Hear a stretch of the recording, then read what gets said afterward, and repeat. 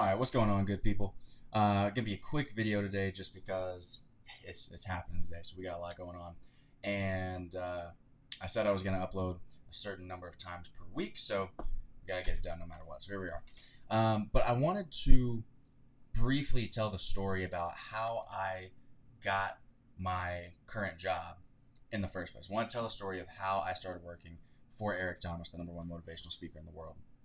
And the reason I want to tell that story is because, one, I think there's a lot of just small principles that a lot of other people will be able to take and use in your own life, regardless of if you're trying to get a new job or not. They're just general things that I think can help take people to the next level. And then two is, I know that this channel is relatively new. A lot of my people who have followed me for years came from my gymnastics background. They were there for the cool flips, and that was about it, and all the different sports videos and stuff. So I want to give a little bit of context on what I'm doing now and how I actually got into that position. So at the very beginning, I was a fan of the personal development industry in general. I listened to a lot of different speakers. I read a ton of different books. I was just big on that idea of developing myself and trying to be the best person or the best version of me that I could possibly become, athletically, mentally, spiritually, like the whole nine, right? I've always just been motivated of trying to close the gap between where I feel like I am and where I feel like I could be. That space really, really aggravates me. That irritates my soul. That space right there. So I try and close that gap as much as possible. So I've always been a fan of different motivational speakers and just the whole industry and things like that, right? So I was a fan of E.T. the hip hop preacher, Eric Thomas, and I loved what he did. And I ended up getting involved with him on a volunteer basis. I volunteered at a couple of his camps out in Michigan. He was up there in Lansing. I was in Ann Arbor, and it was just a natural, easy connection to make.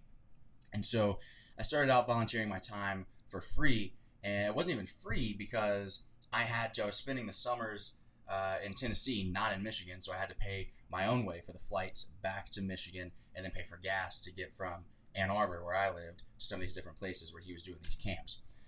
And I would pay money out of my own pocket to make sure that I was there volunteering at those camps.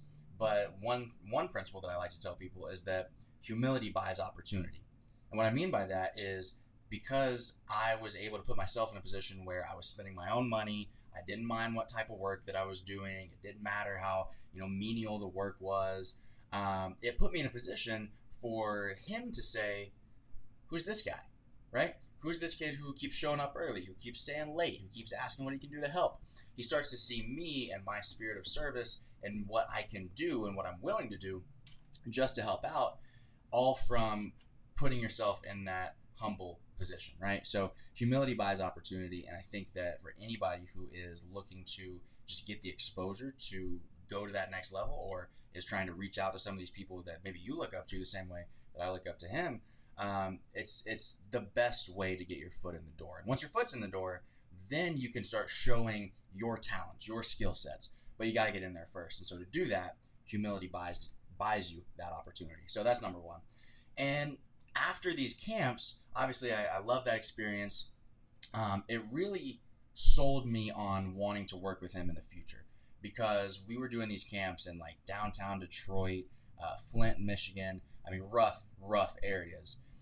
We were doing them at some of these schools, and there's just multiple people that are walking in the room, E.T. himself included, who are worth major amounts of money, and they're walking into these schools in the hood, and they're giving their time and their resources for free, spending money to actually make it happen. And I was like, here's some people who are super successful, but they're doing it the right way. And for me, that was what the pull was, and that's what really drew me to want to work for that organization, for that person. So anyway, from there, when I was even more bought into the process, I decided I wanted to continue that relationship. And for me, what that looked like was, E did a presentation every single Monday night called the Success Series at Michigan State University. Now, Michigan State is in Lansing. I was in Ann Arbor. It's about an hour and 15-minute drive.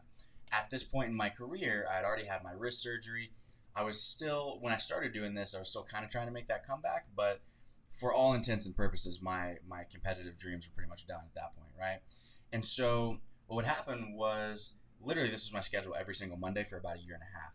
I'd wake up, I'd go to morning practice with the guys from 7 to 8, have class from 8 to 12 or so, go to the gym, work out with the guys and coach the guys from 1 to 5, jump in the car, drive from Ann Arbor to Lansing, hour and 15 minutes or so, watch ET do his thing. I would never really be able to stick around afterwards, though, and say hi to everybody because I'd have to get back in the car, drive back to Ann Arbor, coach personal training sessions so I could pay for the gas that I just used getting to Michigan State in the first place.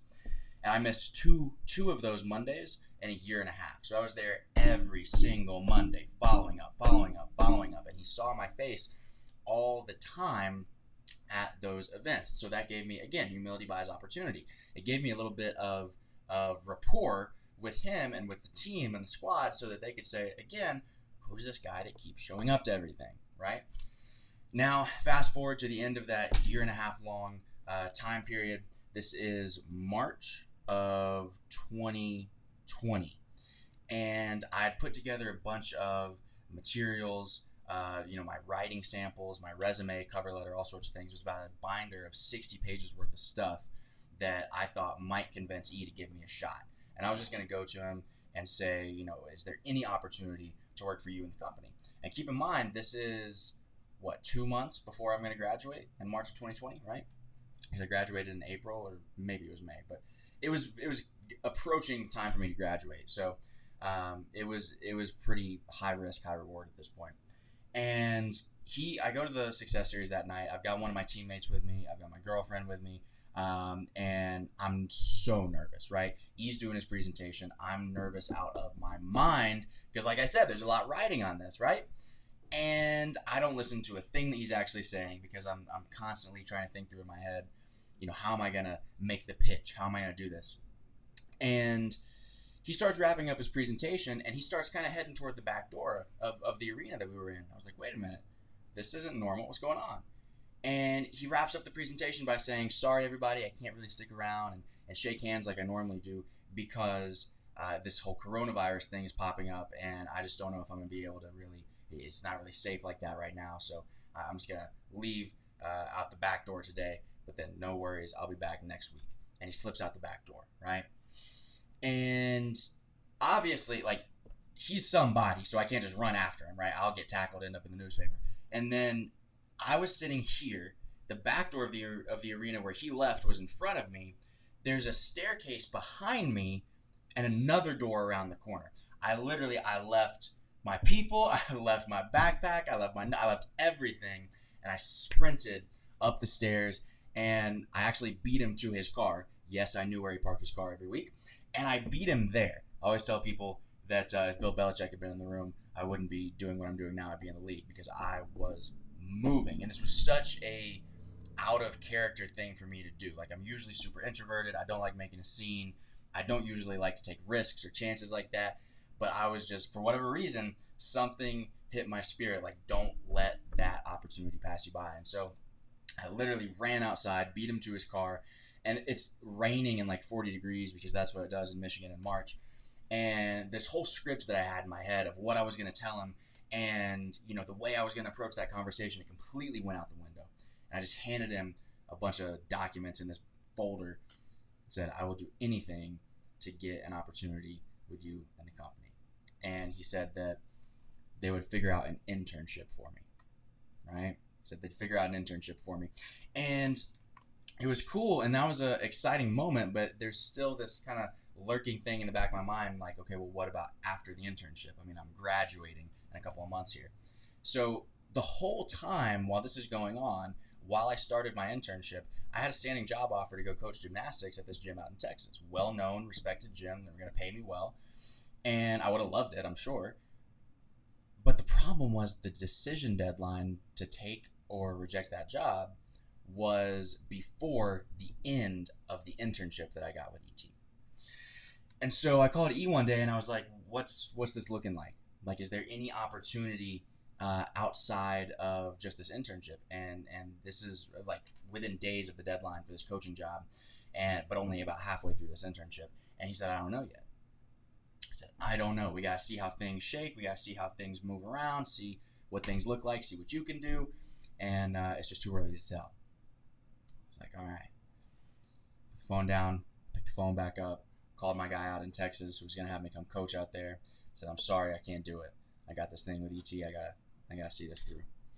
And that was one of those pivotal decisions that I think is truly, I'm going to look back and I'm going to say that decision defined my life, at least for this time period, right?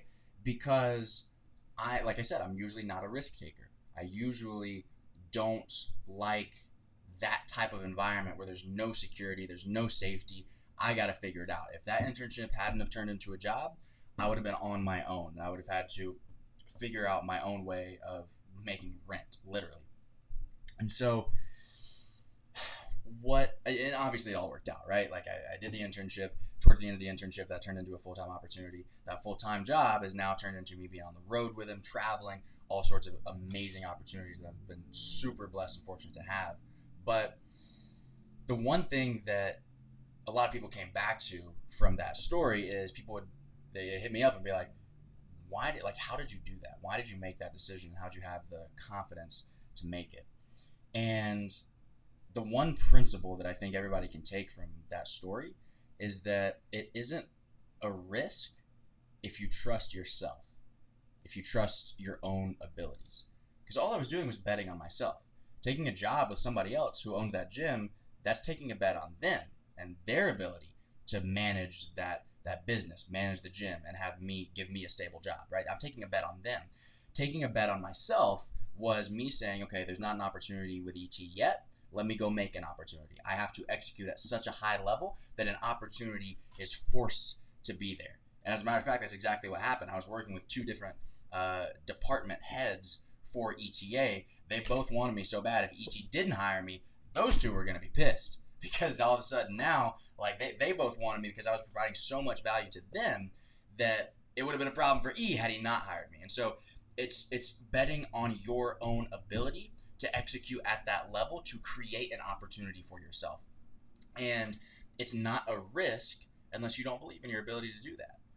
And so then the next logical question is, okay, well, how do you get to the point where you believe in your ability to do that?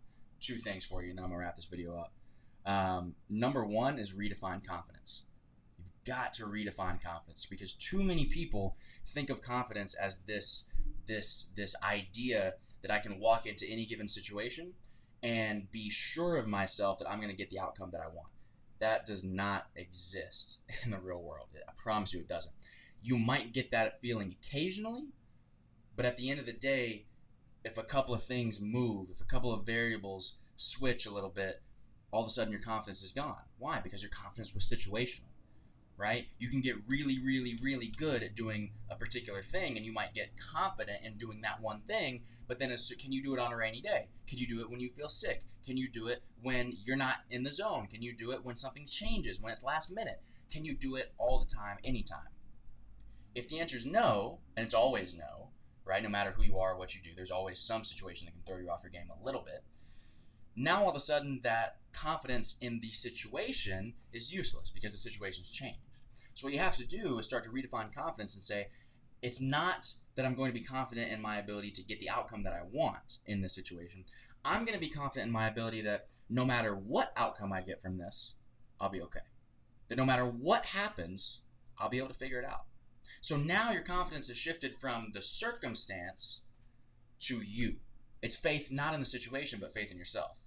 And if you can get to that point, then all of a sudden the fear of betting on yourself and the fear of putting yourself into new, different environments and allowing yourself to explore some different opportunities, the fear goes away. Because now all of a sudden your mindset is shifted from, oh my God, what if I fail? Because I've never done this before, to, well, even if I do fail, I'm going to learn from it, move forward, and become better because of it. But at the end of the day, I have faith in my ability to just figure it out anyway. I'll make it work. Faith in self, not faith in circumstance. So that's number one, redefine confidence. Number two is put the reps in. You gotta put the reps in. Like it wouldn't make sense for, right? So I was a gymnast my whole life. It wouldn't make sense for somebody off the street to walk into a gymnastics gym and say, you know what? I'm super confident in my ability to do a backflip. I'm super confident in my ability to do an iron cross. That wouldn't make sense because they hadn't put the reps in. They hadn't put the time in, right? A lot of us, the guys at Michigan where I went, like we can do like, what, a backflip? It's not a big deal. You can do that anytime, any place, anywhere. Wake me up at 4 a.m. I'll do a backflip for you. Like, it's not a big deal. Why? Because we've done this for 15 years. We have the time. We put in the reps. And so what I see a lot of people do is they start a new career, or they go after a new opportunity. They start a business, whatever it may be. They start working out for the first time, and they're like, I don't feel confident. It's like, well, yeah, you've never done it before. You're not supposed to. And so you have to understand that and kind of just be willing to operate with a little bit of discomfort for that beginning period while you build up the reps, while you get comfortable. But the only way to do that is to get comfortable being uncomfortable, expose yourself to it in the first place so that you even give yourself the chance to get the reps in. I felt a lot better approaching E about a job than a lot of other people would be, because while a lot of my friends in college were partying all the time, I was at home reading personal development books. I was writing motivational, not blog posts, captions and things like that. I was thinking about things I could speak about, coming up with different topics. I was thinking about these different things, putting the time in, getting the reps in. So for me to go to somebody like him and say, I want to work in this industry, it's not that far off, because I've actually been putting in work for the past 5 years while I've been in school, right? So again, bet on yourself, redefine confidence, and get the reps in. If you do those three things, I think there are very few opportunities that you won't at least be prepared to take advantage of. Because as I always say, success only happens when opportunity meets preparation. What you don't want to happen is come across an opportunity like that and not be prepared for it. But at the same time, if you're prepared for it, you never put yourself in a position for the opportunity to come along, you won't be successful either. So do those three things. I hope that helps. As always, enjoy the video. I'll see you on the next one.